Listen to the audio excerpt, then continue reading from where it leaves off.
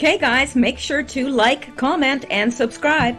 Now, fasten your seatbelts. Here we go. Alright guys, here I am, video 3, and it is Saturday, May 2nd, and it's 11:53 p.m. Eastern Time. Okay guys, here's the rub, bub. Let's go over here. I'm going to pick up from where I left off in the last video. We're going to cover May 1st. Then I went out and looked to see if Q had been posting at all more today than I had already counted on, and yeah, so there is not a hope of me being able to cover May 2nd tonight because it's already 11:54. We still have to go through May 1st. So I'm going to go through May 1st. At the end of this video, I am going to thank some people. And if you stick around for the very end and you're interested, I'm going to show you a couple of the cutest cat pictures you've ever seen in your life. And I can guarantee you, they're pretty darn cute. All right. And here's a little story. Look, I made it through 2 other videos and I didn't chat. I just, work, just going through them, no chatting. But I got to tell you this. I took my garbage out because, you got to do that every now and then. Took my garbage out and guess what was right there, staring me right in the face. I mean, right there, like maybe 5-6 feet away from me. A fox, just staring at me. I stared at it. It stared at me. I stared at it more. It stared at me more. I thought, do you think it's rabid? To myself, I thought, self, do you think it's rabid? It didn't appear rabid. And there has been people talking about a fox around. So anyway, I stared at it some more and it stared at me some more and I stared at it some more. And then I got out my camera and I took a couple pictures because why not? And then I went inside and got it some chicken. So I'm sure that people are not going to be happy with me because I'm sure they don't want this fox hanging around. But my gosh, it looked hungry. It was hanging around the garbage. So anyway, I got it some chicken. It seemed to like that. Okay, now let's get back to Q. Okay, we are starting with May 1st. And they're still on my phone, the pictures, but I will download them from my phone and I will show you a picture of the fox tomorrow. Yes. Maybe I'll name it. I don't know. I don't know what a good fox name is. Not sure. Okay. I was going to bring it in to, enjoy the chicken, but didn't think my cats would like that. I didn't want to give him the impression that my cats were supper. So, all right. Okay, so this is drop 4039, and it is on May 1st. And it says to the color bugle call. Now this was posted on Law Day, the new Law Day, and the first video here. It's a picture of a flag waving, which who doesn't find a flag waving to be very, I don't know, it's patriotic, it's inspiring, it always lifts my spirit, and it always reminds me of the day that I moved to, well, I don't think it was the actual day that I moved to the United States, but it was very close to being the first day. And I remember driving from North Carolina into was it Rock Hill? It was just over the border anyway of into South Carolina, and this gigantic flag, Tega Cay, that's where it was, Tega Cay, South Carolina, and the hugest flag on this hill of a car dealership was waving, and I remember just stopping the car and staring at it. It was just the most beautiful thing. Anyway, that is just a picture of a waving flag, and I'm okay with that. Wave on, flag, wave on. All right, and then we've got the band's Army Military bugle call. I can't play that, unfortunately, and I'm sorry, but I've got a copyright strike against my channel, and I don't want my channel to be removed. So I don't know if there would be any copyright on it, but if there is, I would be in trouble if I played it. So I'm going to skip that and allow you to do so if you wish. It's the very first post on May 1st. Okay. And Lisa Mae Crowley posted this at 2 seconds after midnight, meaning Q posted that 2 seconds after midnight on the 1st of May, 2020, signifying start of Law Day, USA. You know who else recently posted a waving flag? General Flynn did, praying exoneration is imminent. And we all are praying that exoneration is imminent. Okay, and we are coming down to the next drop. And again, I do apologize that I won't be able to do today's post today, but my voice is not going to hold out for 4 videos, nor my mind. So I will bring that to you tomorrow, and along with any other news that I find is interesting. Okay, this is drop 4040. Influenza deaths are being attributed to COVID-19 to increase fear, panic. Well, that is what we've been surmising for the last little while anyway. Now, I admit, I was all gung-ho on this virus and, it's terrible. It's because I was seeing what was happening in China and I was expecting that to happen here, but it's not been anything like that here. It, makes me question why. Not that I'm wanting it to be here, I don't, but, and it is. I mean, there are people dying of COVID-19 in the United States and Canada, absolutely. But I think that the numbers are being artificially inflated, and I think that, is pretty evident at this point. So, Q says, and he gives us a link there. And I have clipped that out for us to make it a little bit easier for us and quicker.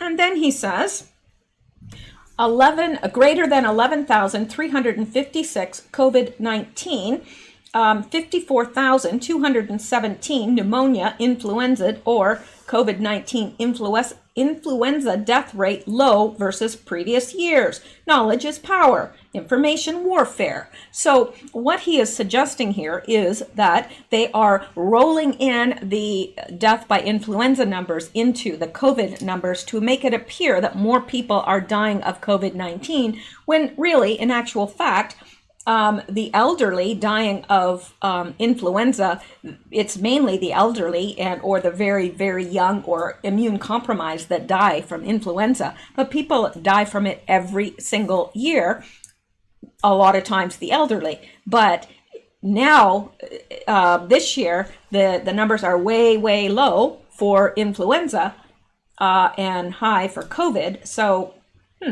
nobody's dying of influenza anymore? Just saying. Okay, provisional death counts of coronavirus disease 2019, COVID-19, pneumonia, or influenza by week. United States week ending 2/1/2020 to 4/11. So this is February the 1st to April 11th. And so here is, deaths with pneumonia, influenza, or COVID. Now, they're doing this, they're all meshing them in together. So how can you tell? How can you tell which is which?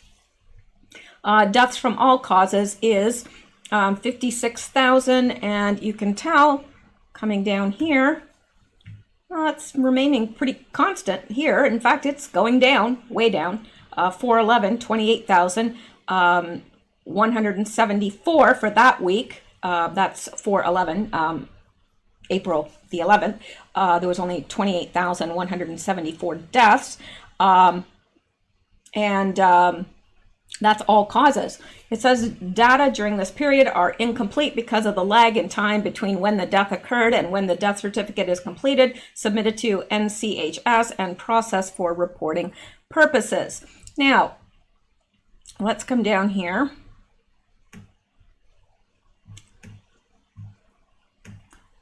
And Lisa Mae Crowley says, seems odd that with U.S. population of 330 plus million people and 11,356 deaths, which equates to 0.0034% of our population, that we would quarantine everyone except those deemed mission essential. Flu deaths suddenly on the decline this season. Who believes this? Not me.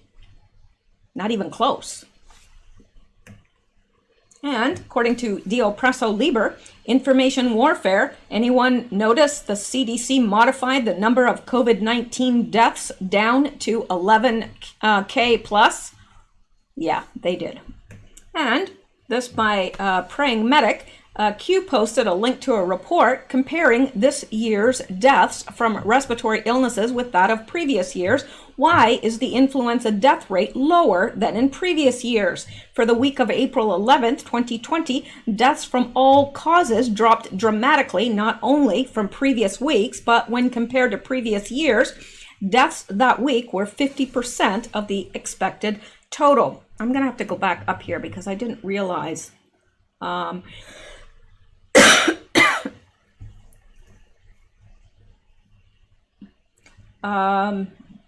I'm not seeing here where they're comparing it to previous years, but it's late and I could be missing something.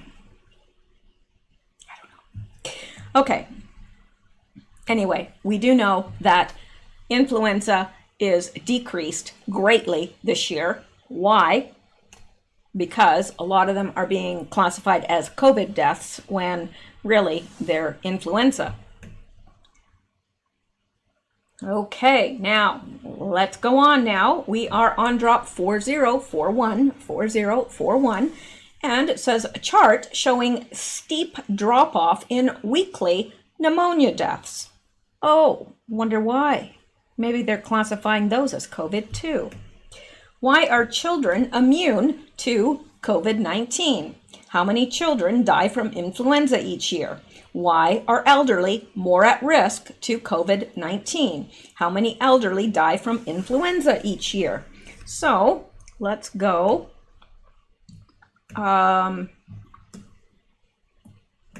This is the chart. And it says pneumonia and influenza mortality surveillance from the National Center for Health Statistics Mortality Surveillance System. And so look at this. Wow, this is 2019, 2020. And it just dropped off, didn't it? And these are the previous years. I mean, look at this year. What year is that? That was 2014, 2015. Look at way up here. And we're way down here. Could it be that maybe they're classifying what would normally be death by pneumonia as COVID deaths, even though it's normal pneumonia? I mean, pneumonia is not normal, but in fact, my my stepfather, actually recently, while it was before Christmas, just about died. I mean, very, very close to dying. I didn't think we were going to get him to the hospital on time. I really didn't. And it was pneumonia. But if he had have passed away and it had have been, now in this time, they probably would have classified it as COVID. Just saying. All right, let's go back. Now, Lisa Mae Crowley says, can't help but think this virus was intentionally created to attack weakened respiratory systems of elderly, more of whom are likely Trump voters. Decline in pneumonia deaths not likely, lumped in with COVID-19 death, dubbed by some as a boomer remover. Yeah, and I think that, I think they're classifying deaths that would normally be attributed to pneumonia to COVID, and which explains why because kids don't generally die from influenza unless they're extremely young and compromised in some way. And this is Praying Medic. I suspect children are immune to COVID-19 for the same reason they're immune to influenza. They have a healthy immune system. I suspect the elderly are susceptible to COVID-19 for the same reason they're susceptible to influenza.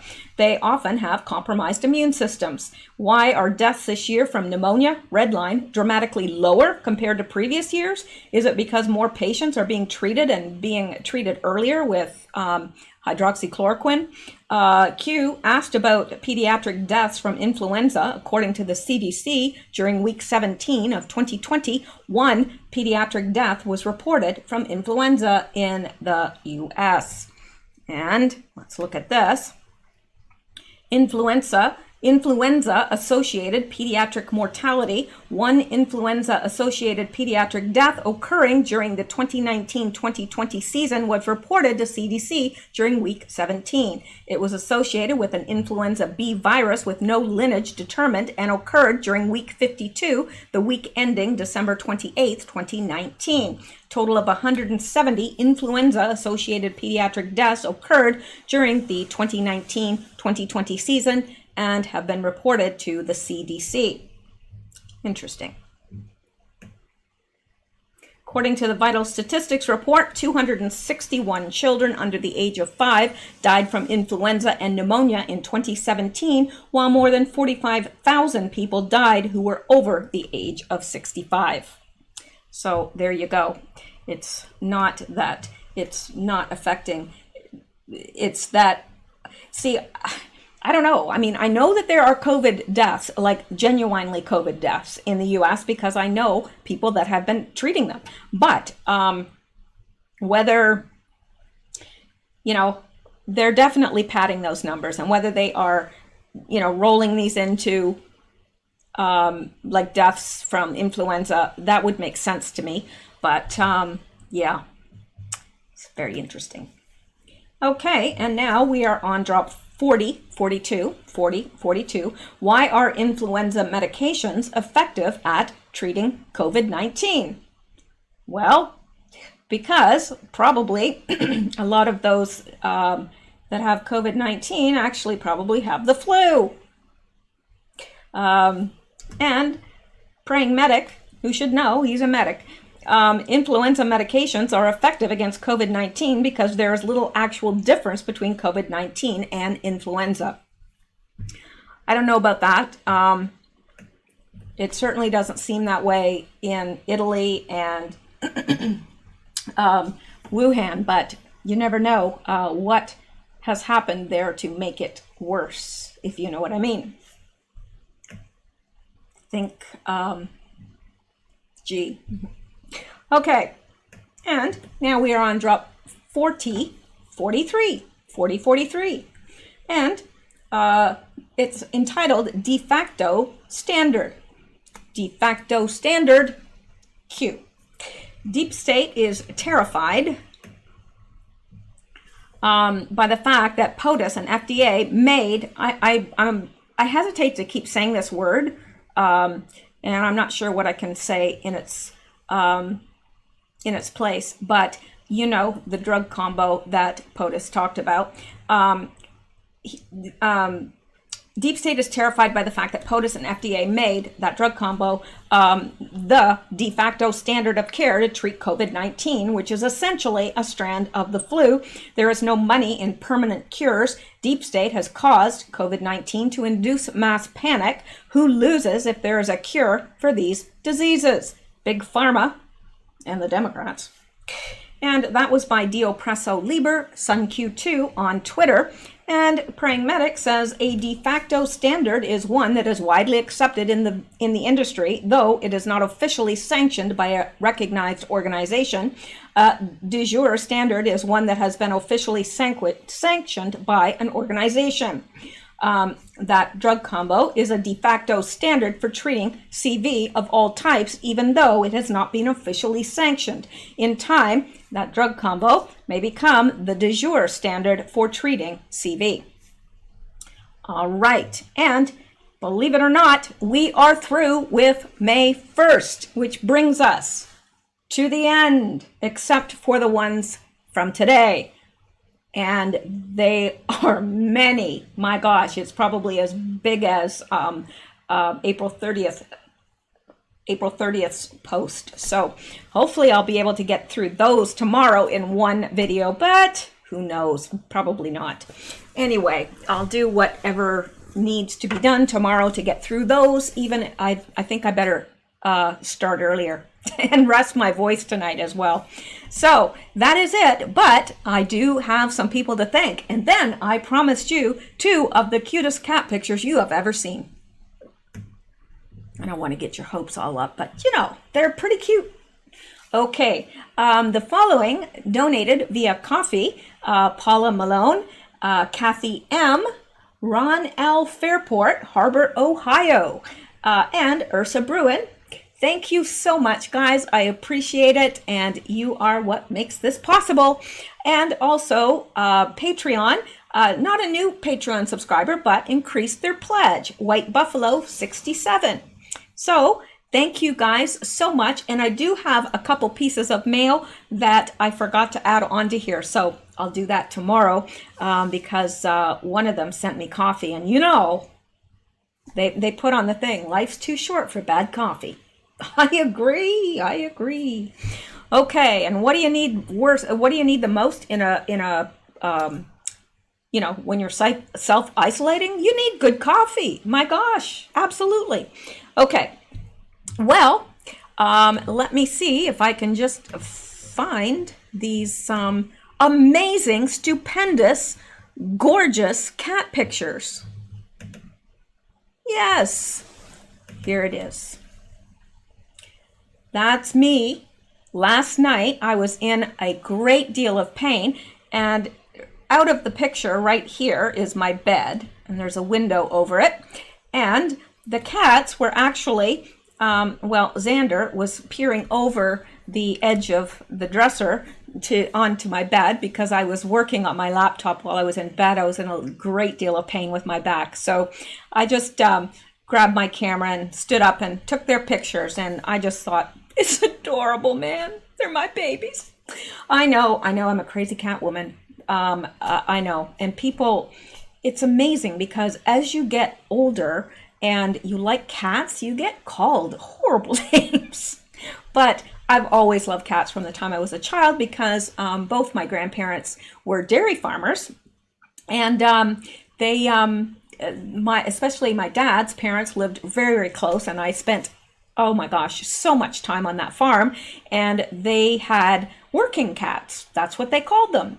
And they were working cats. They kept the mice out of the grain, and they kept the barn free of rats, and they were working cats, and that's where I gained my love of cats. So anyway, not that anybody really cares, but, and let me see, and here, they love each other so much, and that is how they sleep, with their arms around each other. Sammy was very, very upset when Xander was in the hospital. So, because they adore each other. I mean, they adore each other. And I love Sammy because when he closes his eyes, his face disappears. Anyway, and I guess that's it. Okay, one more. And there he is, a good looking boy. Look at that. Look at how his fur just glistens. He's a good, healthy boy. He gets the best of food, let me tell you. I think they probably, now I eat pretty well. Like I'm very, very, I do try to eat very, very healthy, lots of vegetables and so forth. But let me tell you, these cats, they get a very, very healthy diet as well. And this is Xander. I may have showed you guys this. This is Xander when I brought him home after his surgery. He's doing so much better now. You can't even, his fur's starting to grow in and you can't even see where he was cut. The surgeon was absolutely amazing. Okay, well, oh, and I don't know if I've ever shown you guys, this is my mother. That's my mother. Her name is Vivian. And you'd never know that she's well into her 80s, but she is. All right. Well, that is it for tonight. I just thought I'd share a few things with you guys just because this video was a little bit shorter, and I thought, well, you know, those that are interested will look and those that won't will just leave, and that's all right. Okay, guys, thank you so much. I appreciate you guys listening, and I appreciate your patience when I'm unable to post. I know you guys know my situation, and I do try whenever possible to post. So, and I will continue to do so because I love it. All right, guys, you guys have a wonderful night. I hope you sleep well and stay safe and keep seeking truth. I'll see you tomorrow, guys. Good night.